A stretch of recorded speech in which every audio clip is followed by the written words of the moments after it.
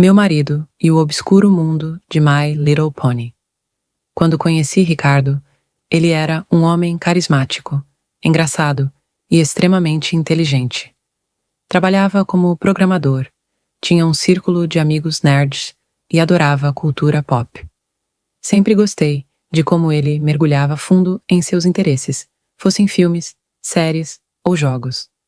Mas o que eu não sabia era que, um dia, um desses interesses se tornaria uma obsessão doentia que consumiria nossa vida. O começo da obsessão. Tudo começou de maneira inocente. Um dia, ele mencionou que assistia a My Little Pony. Achei engraçado, mas ele explicou que existia toda uma comunidade online de adultos que acompanhavam a série, os Bronies. No começo, não vi problema. Ele falava sobre como a série tinha mensagens positivas sobre amizade e bondade. Por um tempo, foi apenas um hobby. Ele assistia aos episódios, comprava camisetas e até algumas pelúcias dos personagens. Eu achava meio infantil, mas se isso o fazia feliz, não via motivo para me preocupar. Porém, as coisas começaram a mudar.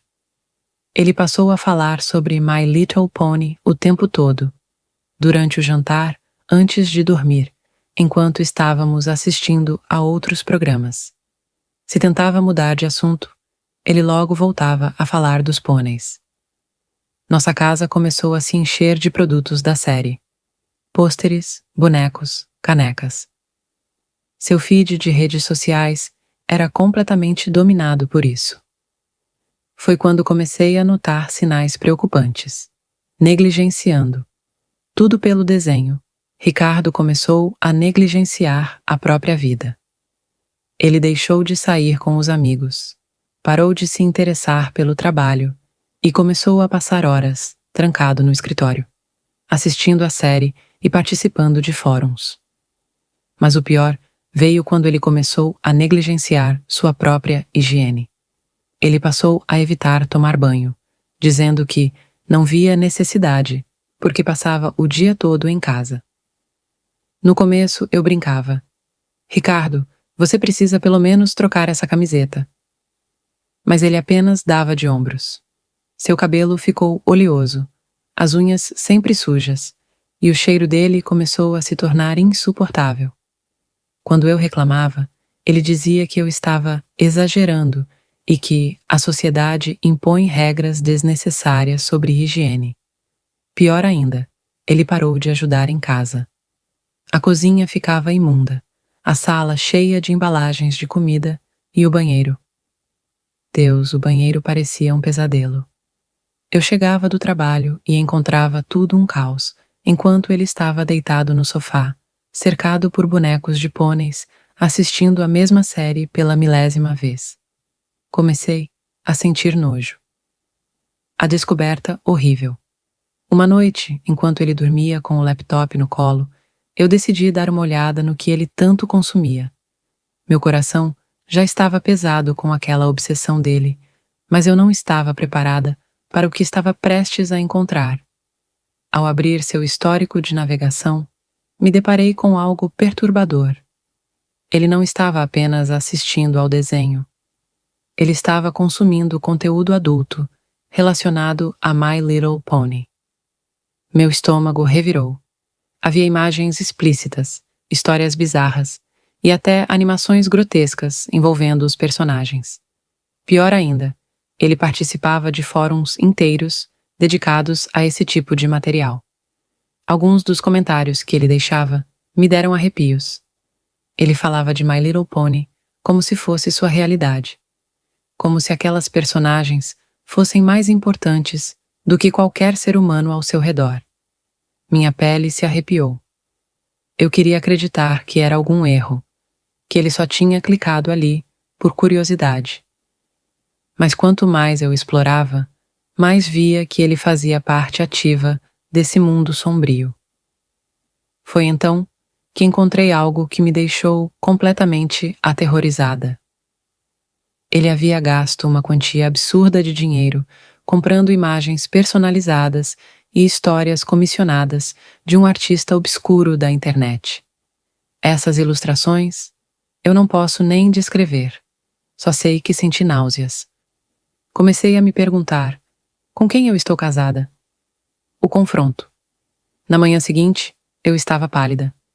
Meu coração estava acelerado, minhas mãos suavam. Mas eu sabia que precisava falar com ele. Ricardo, o que é isso? Perguntei, colocando o laptop aberto na frente dele. Ele olhou para a tela, e seu rosto ficou branco. Mas, em vez de admitir o problema, ele começou a rir nervosamente. Isso? Ah, isso é só uma piada da internet. Você não entende a comunidade. Ricardo, isso não é normal. Isso não é saudável. Você está obcecado. Você parou de cuidar de si mesmo, de mim, do nosso casamento. Você entende como isso é bizarro? Foi quando ele se irritou. Você está exagerando, gritou.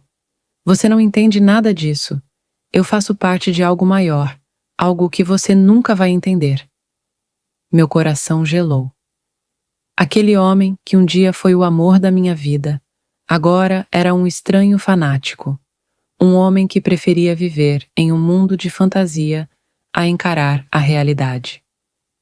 Foi naquele momento que percebi. Ele estava perdido para sempre. A decisão final. Eu não podia mais ficar ali.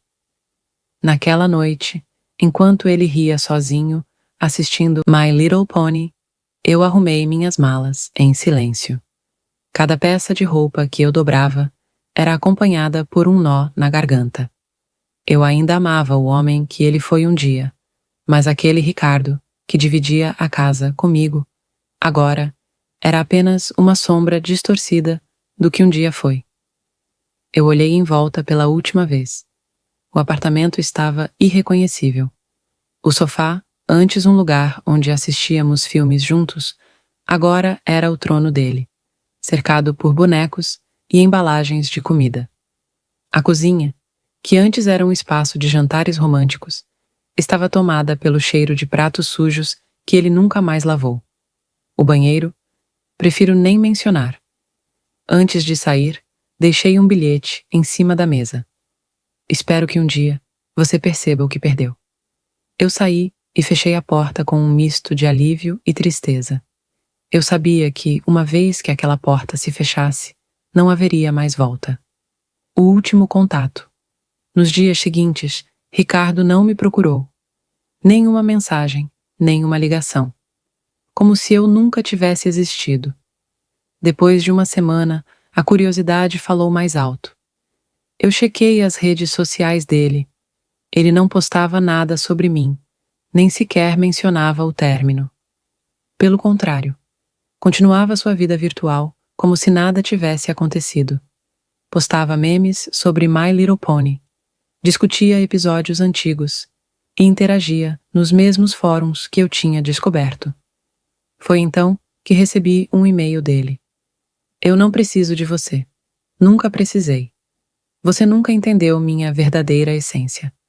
A amizade é mágica, mas algumas pessoas simplesmente não estão prontas para aceitá-la. Espero que um dia você cresça e perceba o que realmente importa. Eu fiquei olhando para aquelas palavras, tentando entender o que passava na cabeça dele. Ele realmente acreditava que o problema era eu? Que eu era a errada, por não querer dividir minha vida com alguém que havia mergulhado num mundo alternativo ao ponto de esquecer a própria realidade. Não respondi. O declínio meses se passaram. Segui minha vida, recomecei em outro apartamento e tentei me reconstruir. Mas, de vez em quando, ouvia notícias sobre Ricardo por meio de amigos em comum. Ele tinha sido demitido. Não aparecia mais no trabalho, faltava reuniões e ignorava os prazos. Seus colegas tentaram ajudá-lo, sugerindo que buscasse terapia, mas ele rejeitava qualquer tentativa de intervenção. Pouco a pouco, ele se isolou completamente. Parou de sair, cortou laços com amigos e mergulhou ainda mais fundo naquele mundo virtual. A última coisa que soube foi que ele havia se mudado para a casa dos pais. A mãe dele, desesperada, tentou levá-lo a um psiquiatra, mas ele surtou, dizendo que não precisava de ajuda, apenas da verdadeira amizade dos pôneis. Foi aí que percebi. Ele nunca ia mudar. Seguindo em frente eu, por outro lado, segui minha vida. Consegui um novo emprego, fiz novos amigos e depois de um tempo comecei a namorar alguém que realmente estava presente, alguém que vivia no mundo real. Mas, de vez em quando, ainda pensava em Ricardo. Não com saudade, mas com tristeza. Tristeza pelo homem incrível que ele já foi, pelo potencial que desperdiçou. Eu poderia ter ficado, poderia ter insistido, tentado resgatá-lo daquele buraco. Mas a verdade é que você não pode salvar alguém que não quer ser salvo. A única pessoa que poderia mudar a vida de Ricardo era ele mesmo. E, infelizmente, ele escolheu um caminho sem volta.